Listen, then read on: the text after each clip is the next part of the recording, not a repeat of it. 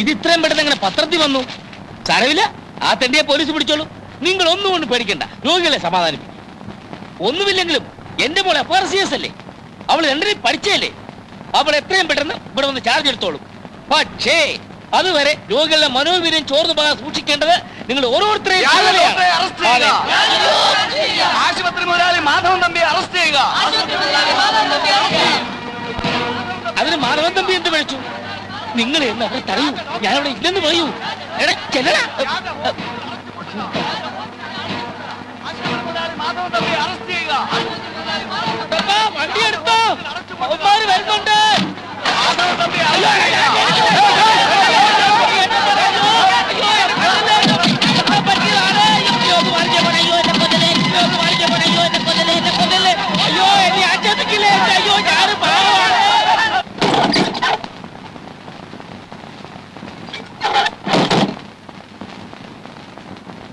ഒരു നിമിഷം നീ ഇവിടെ നിൽക്കരുത്.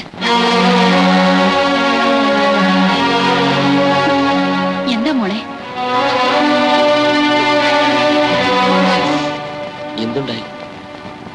എന്തുണ്ടായെന്ന് പറയൂ. ഒന്നും ഉണ്ടായില്ല. ദയവേത് ഞങ്ങളെ ഒന്നും ചെയ്യരുത്. കാലി പിടിച്ച് അപേക്ഷിക്കുകയാണ്. ഒന്നിവിടെ ഇറങ്ങി തരുമോ? ഇറങ്ങാം. ഇത് ഇന്നലെ രാത്രി തന്നെ പറയാമായിരുന്നല്ലോ. ഞാൻ അപ്പോഴേ പോയെന്നെ.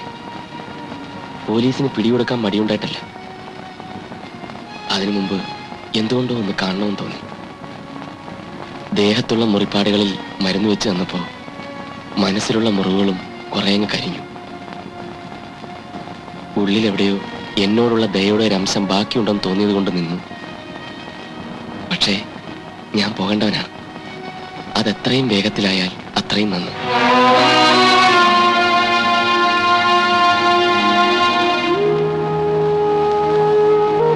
ഞാൻ പോട്ടെ മോനെ.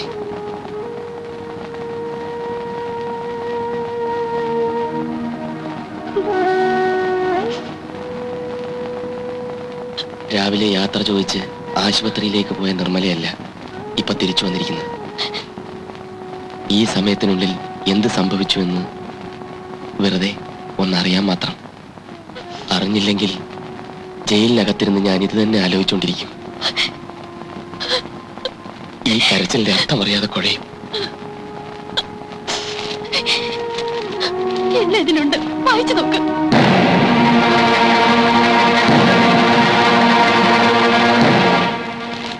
ഇത് നന്നായി. എന്റെ ആത്മകഥ വിശദമായി പത്രത്തിൽ വന്നല്ലോ. എന്നെപ്പറ്റി ഇനി ഒരു സംശയവും ആർക്കും ബാക്കിയുണ്ടാവില്ല. നിർമ്മല കരഞ്ഞതിന്റെയും എന്നെ പേടിച്ചതിന്റെയും കാരണം ഇപ്പൊ വ്യക്തമായി. പെൺകുട്ടികളെ നശിപ്പിച്ചു കൊല്ലുന്ന എന്നെ ആരായാലും ഭയപ്പെടും. 7 വയസ്സ് തൊട്ട് എനിക്ക് അമ്മയില്ലായിരുന്നു. നിർമ്മലയുടെ അമ്മയുമായി ഏതാനും മണിക്കൂറുകളുടെ പരിചയമേ എനിക്കുള്ളൂ. എങ്കിലും ഒരമ്മയുടെ കാരുണ്യം എനിക്ക് കിട്ടി. നിർമ്മലയെ ഇനി എനിക്കൊന്നും ബോധ്യപ്പെടുത്താൻ കഴിയില്ല. പക്ഷെ അമ്മ അറിയണം. അറിയിക്കാതെ ഈ പടി ഇറങ്ങിപ്പോകാൻ എനിക്ക് കഴിയില്ല.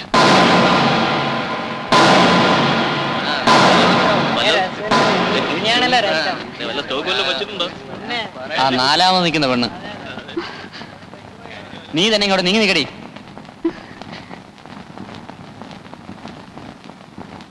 എന്താടി നിന്റെ പേര്? ഗായത്രി. ഏതാ നിന്റെ നാട്? തിരുനക്കര. ഓ, തിരുനക്കര, നമ്മുടെ വഞ്ചി നിന്നുപോയ സ്ഥലം. എന്ത്? വഞ്ചി ഇപ്പോഴും തിരുനക്കര തന്നെ എന്ന് കേട്ടിട്ടില്ലേടേ? അത് ശരിയാ. എന്താടി നിന്റെ തള്ളയുടെ പേര്? ചോദിച്ചത് കേട്ടില്ലേ? പറഞ്ഞു കൊടുത്തേക്ക് മോളെ. ശ്രീദേവി. അമ്മയുടെ പേര് എനിക്ക് ഇഷ്ടപ്പെട്ടു. നിനക്ക് തന്തേണ്ടോടി?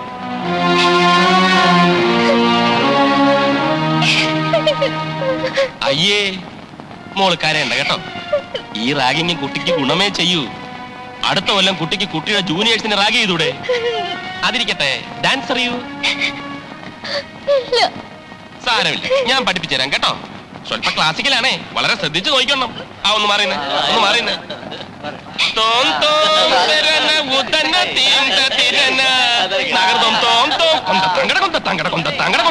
ഇതുപോലെ ചെയ്തേ, ഇതുപോലെ ചെയ്യടി.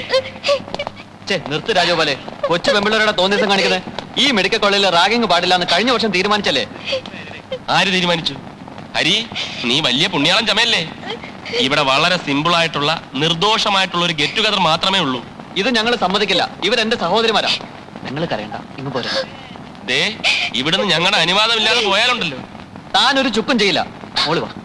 ഏ, ഏ, ഏ, നിന്നെ ഞാൻ എടുത്തോളാടി കേട്ടോ. ഒന്ന് പോടാ.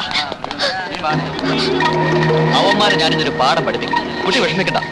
നിങ്ങൾ പോയി പ്രിൻസിപ്പാൾ എവിടെ ഉണ്ടോ നോക്ക്. ചെല് ചെല് ചെല്. കംപ്ലൈന്റ് ഒന്നും വേണ്ട, പിന്നീട് അത് പ്രശ്നമാകും. എന്ത് പ്രശ്നം? അവന്മാർ ഇവിടുന്ന് പുറത്താക്കിയിട്ട് തന്നെ കാര്യം. എട്ടും പൊട്ടും തിരിയാത്ത പെൺകുട്ടികളെ ഉപദ്രവിക്കാന്ന് വെച്ചാൽ കുട്ടി ധൈര്യമായിട്ടിരുന്നു. ഒന്നും പേടിക്കണ്ടെന്നേ. ആരും അറിയാനും പോകുന്നില്ല. ഒന്നുമില്ലേലും ആ തെണ്ടികളുടെ കയ്യിൽ നിന്ന് കുട്ടിയെ ഞാൻ രക്ഷിച്ചതല്ലേ. ഇങ്ങനെ കരഞ്ഞാലെങ്ങനെയാ?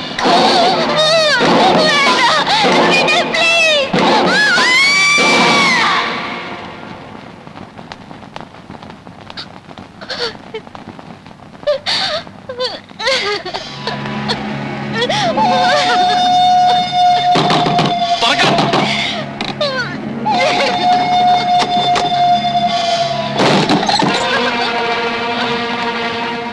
നോക്ക്.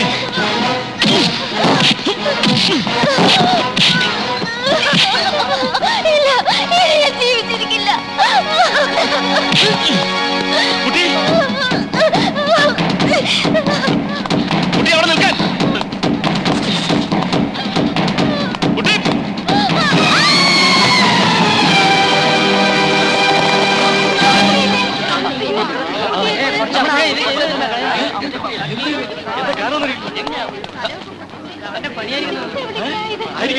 അവനാണ് കൊന്നത്. അവനാണ് കൊന്നത്. അവനാണ് കൊന്നത്. അവനാണ് കൊന്നത്.